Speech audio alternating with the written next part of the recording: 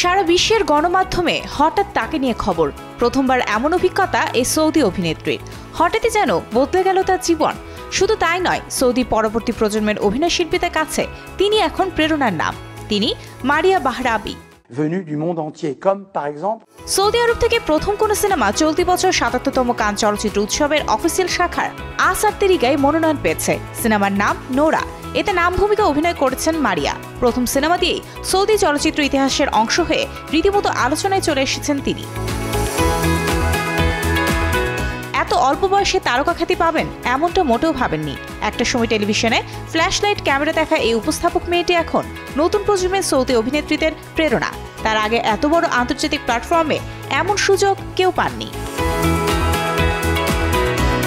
মারিয়া বাহরাবির বেড়ে ওঠা জেদ্দায়। বিভিন্ন দেশের সিনেমা ও সিরিজের ভক্ত এই নায়িকার একসময় ইচ্ছা জাগে অভিনয় করবেন।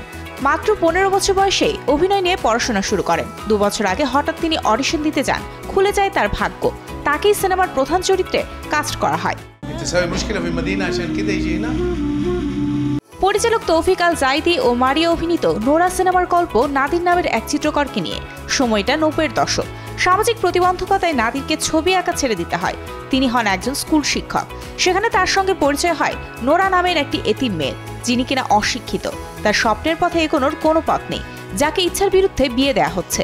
প্রতিবাদী এক নোরাকে দেখা যাবে কান চলচ্চিত্র উৎসবে। এদিকে ধীরে ধীরে রক্ষণশীলতার চাদর থেকে বেরিয়ে আসছে সৌদি আরব। আরব বিশ্বের সর্বোচ্চ সংখ্যক সিনেমা হল এখন সৌদিতেই। অংশ নিচ্ছে বিশ্ব সুন্দরী প্রতিযোগিতাতেও। কান উৎসবে সৌদি সিনেমার অংশ নেয়া বিশ্ব সংস্কৃতিতে এক অন্যরকম মাইল ফলক হয়ে থাকবে তা বলাই যায়। মারিয়া হোসেন, শোবিজ টুনাইট।